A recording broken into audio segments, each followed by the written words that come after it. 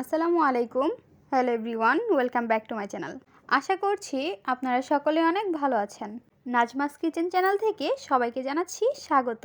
আজকের পর্বে নিয়ে আসলাম আলু দিয়ে গরুর মাংস রান্না। আমরা বাসায় যেইভাবে রান্না করে থাকি তা আপনাদের মাঝে শেয়ার করব। খুব সহজভাবে রেসিপিটি তৈরি করে নিব। চলুন কথা না বাড়িয়ে রেসিপিটি দেখে নেওয়া যাক। বিসমিল্লাহির রহমানির রহিম। নিয়ে নিচ্ছি গরুর মাংস। এখানে আমরা 2 কেজি গরুর মাংস নিয়ে নিয়েছি। এখন মাংসটি ভালোভাবে কেটে ধুয়ে নিব। মাংসগুলো কেটে ধুয়ে নিয়েছি। দিয়ে দিচ্ছি পেঁয়াজ কুচি, ধনিয়ার গুঁড়ো 1 টেবিল চামচ, গুঁড়ো মরিচের গুঁড়ো 3 টেবিল চামচ, হলুদের গুঁড়ো 1.5 টেবিল চামচ, দিয়ে দিচ্ছি জিরের গুঁড়ো 1.5 টেবিল চামচ, আদা রসুন বাটা 3 টেবিল চামচ, তেজপাতা 3 পিস, দারচিনি 3 টুকরো, এলাচ 6 থেকে 7টি, দিয়ে দিচ্ছি স্বাদ অনুযায়ী লবণ, কাঁচামরিচের পেস্ট 2 টেবিল চামচ।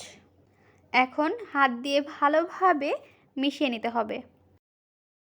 একটু সময় নিয়ে ভালোভাবে মিক্সড করে নিচ্ছি। অল্প অল্প করে পানি দিয়ে দিচ্ছি। 30 থেকে 40 মিনিটের জন্য ঢেকে রেখে দিব। চুলায় বসিয়ে দিচ্ছি একটি ননস্টিকের পাতিল। দিয়ে দিচ্ছি সরিষার তেল। তেলটি ভালোভাবে গরম করে নিতে হবে। দিয়ে দিচ্ছি পেঁয়াজ কুচি। তেলটি ভালোভাবে গরম হয়নি, তাই চারপাশে ফেনা ফেনা দিয়ে ভরে গিয়েছে। নাড়াচাড়া করে নেওয়ার পর এর মধ্যে দিয়ে দিচ্ছি ম্যারিনেট করে রাখা গরুর মাংস। আবারও আমরা ভালোভাবে নাড়াচাড়া করে নিচ্ছি। নাড়াচাড়া করে নেওয়ার পর এর মধ্যে দিয়ে দিচ্ছি অল্প করে পানি। এখন ঢেকে রেখে দিব 5 মিনিটের জন্য। চলে আসলাম 5 মিনিট পর। ঢাকনাটি উঠিয়ে নিচ্ছি। আবারও আমরা উল্টিয়ে পাল্টিয়ে নাড়াচাড়া করে নিচ্ছি।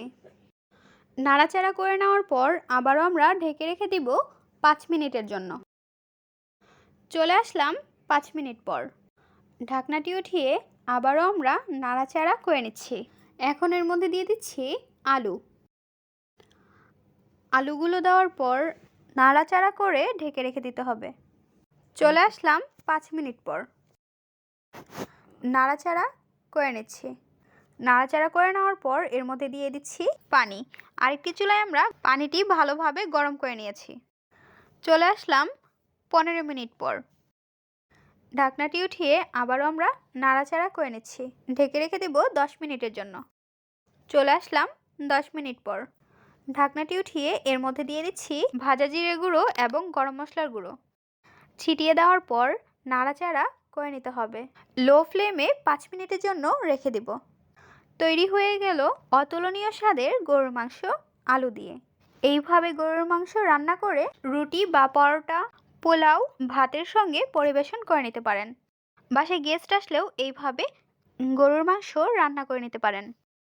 আলু দিয়ে গরুর মাংস রেসিপিটি আপনাদের কাছে কেমন লেগেছে তা অবশ্যই জানিয়ে দিবেন কমেন্টের মাধ্যমে। ভিডিওটি যদি ভালো লাগে অবশ্যই একটি লাইক করে দিবেন এবং সাবস্ক্রাইব করে আমাদের পাশেই থাকবেন। আজকের পর্বে আমরা এখানেই বিদায় নিচ্ছি। গাইস, আসসালামু আলাইকুম। ভালো থাকবেন সবাই। আল্লাহ হাফেজ।